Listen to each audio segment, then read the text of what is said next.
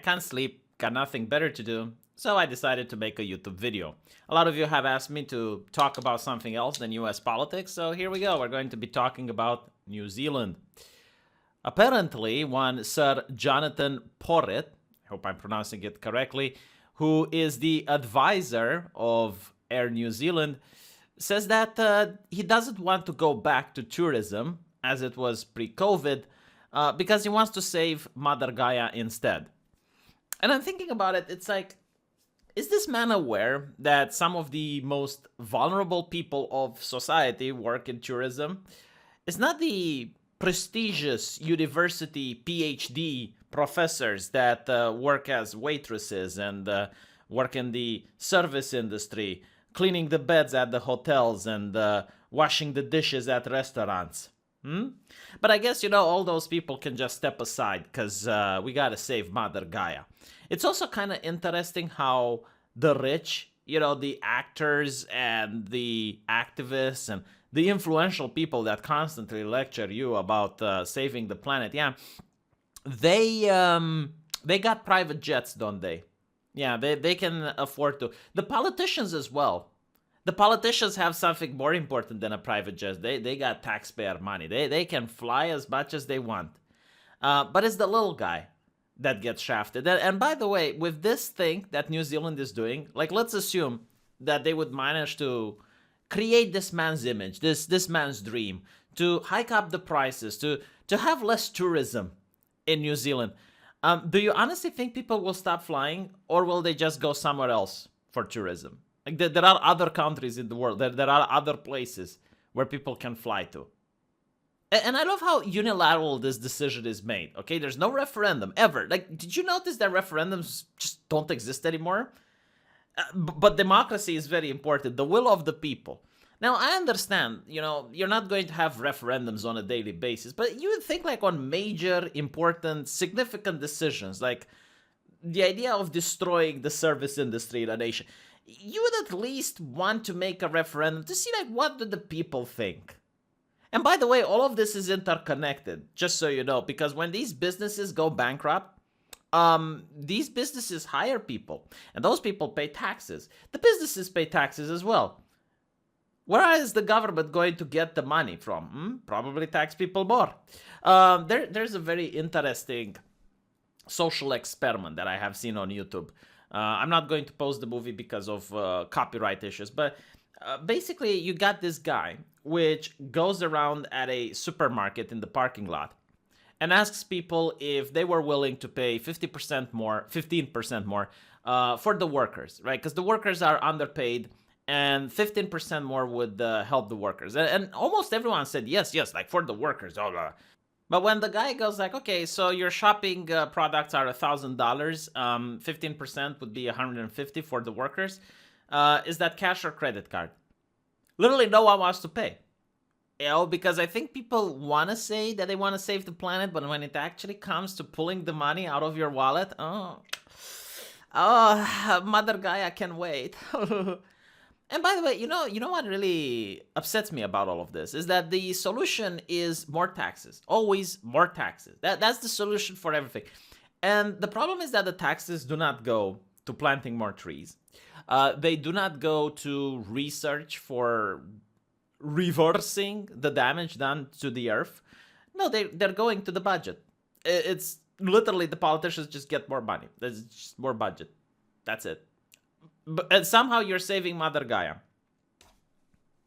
So Air New Zealand's chief environmental advisor has said that he is in favor of increasing the price for the flights of New Zealand, putting off some people coming.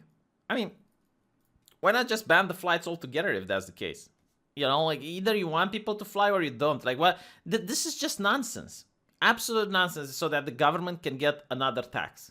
That's literally what it is. But again, it might get people to change their mind. I mean, people are just going to look at the finances and it's like, okay, it costs this much to fly. Maybe I'll pass. Maybe I'll go another place than New Zealand. Or if it doesn't cost that much to fly, they'll still fly to New Zealand. That is just like more money generated for the government, pretending that it's for the environment. Because that's the thing, like they're not going to fix the environment. It's just Mother Gaia doesn't get pleased if you throw money at it. Okay? Paying more money doesn't make Sky Daddy less angry. That's what really annoys me, and this is why the conversation should be in this direction. It's like, okay, you notice there's a problem. How do you plan to fix it? More taxes. I don't think there is a single problem on Earth that has been fixed with more taxes. But apparently, like, the airline chief environmental advisor says he supported hiking the price of international flights to pay for the greenhouse gas emission they generated. What about the private jets, though? Like, what about the politicians? And by the way, here's another thing, because a lot of people say, well, it's important for politicians to fly. We live in the age of the internet. If kids can do school from home at the computer, I'm pretty sure a politician can do an international meeting without having to leave his country. Why do politicians and important people have to leave anyway? You know, like, all of them go to Davos and all of them go to these important meetings. Why? Well, I mean, again, if kids can study from home, why can't the Davos meeting happen online? Why do they have to go to an actual place? Why do they physically have to be there? What is the point of physically being there when you can just be on a computer screen? You want to save Mother Gaia, right? So travel less. Travel less. His comments followed a recommendation by the Parliamentary Commissioner for the Environment that people departing New Zealand, including citizens, should be required to pay a departure tax to offset the environmental cost of flying. Okay, so if you're a business person, if you legitimately require traveling, tough to be you. Get a new job. Become a YouTuber like myself. As proposed by Upton, the tax could add as much as 155 to an economy fare to the United Kingdom and would be used to fund climate initiatives in the Pacific. Yeah, I doubt it. I doubt it. I'm pretty sure it's going to be used to pay the wages of bureaucrats and to do like these types of adverts and awareness campaigns. But again, I will be shocked if I am wrong. Okay, I'm going to make a Pikachu face. I actually did the work at an NGO that was supposed to feed the poor. You know, a charity organization, as they call it. Any person that's like me and works at a charity organization, you will understand why people don't work at charity organizations, okay? And you'll understand why the only people that work at charity organizations are the most cynical assholes humanity has ever seen. Most of the money that was donated there would go to awareness campaign, to paying the people there, to bureaucracy, a mountain of paperwork. And at the end of the day, like, the smallest tidbit, the smallest breadcrumb would actually go to the poor. You know, they talk about trickle-down economics. Maybe they should talk about trickle-down welfare. Trickle-down charity work as well. But anyway, Porret would not be drawn on whether he supported the passenger tax as it was tabled for discussion. But he said that the aviation industry urgently needed to be forced to reduce its emission and that there was no going back to tourism as it was pre-COVID. Air travel was a privilege, not a right. I see. Man, I love how morality is made, you know? Air travel is a privilege, not a right.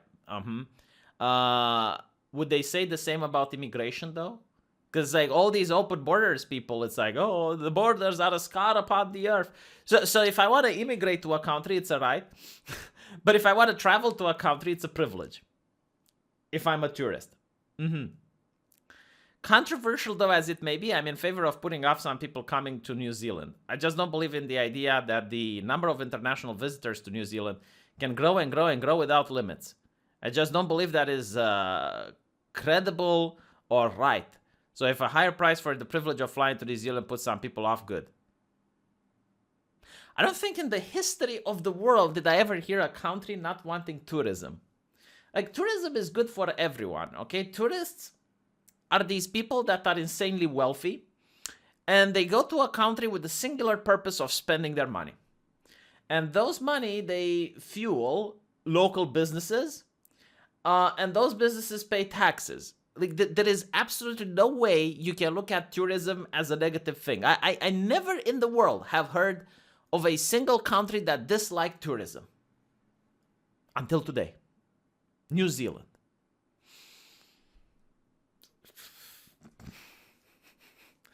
If I was the leader of Romania, I would just tax New Zealanders coming from Romania, just like an FU. It's like, okay, you tax Romanians going to New Zealand? Oh, no. Even though there's no tourism or travel between Romania and New Zealand, I just do it out of principle. Sending a message. How do you like it? They should like it, though. They would probably be like, you know what, that's completely reasonable, V. That's absolutely reasonable. You're saving Mother Gaia.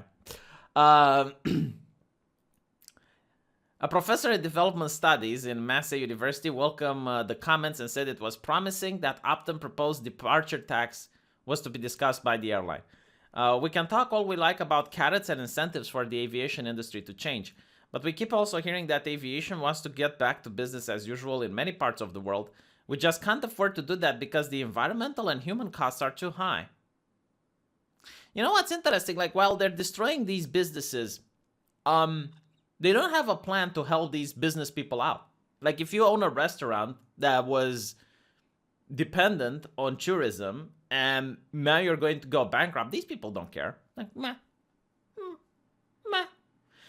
They're not the ones losing money over this. Did you notice that? Like, they're not going to say, you know what?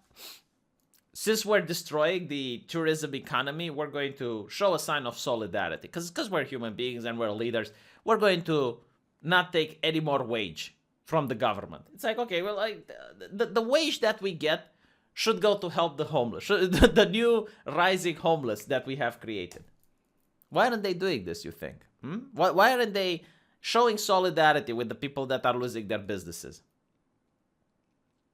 I can't believe people vote for these individuals, honestly. It's like, when I grew up, like, the politicians that asked for more taxes were usually shunned.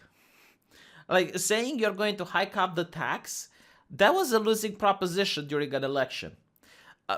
It's like 50 Cent said, like, he doesn't want to become 40 Cent, you know? Or sorry, 20 Cent. Yeah, 50 Cent, he doesn't want to become 20 Cent. Why is this so backwards all of a sudden? Yeah, when I grew up, politicians wanted to raise taxes, did it as a surprise, as a Überraschung. Like, after they won the election, it's like, oh yeah, we're going to raise taxes. But like, usually they wouldn't campaign with the fact, yeah, you know, vote for us. What are you going to do? We're going to raise the taxes.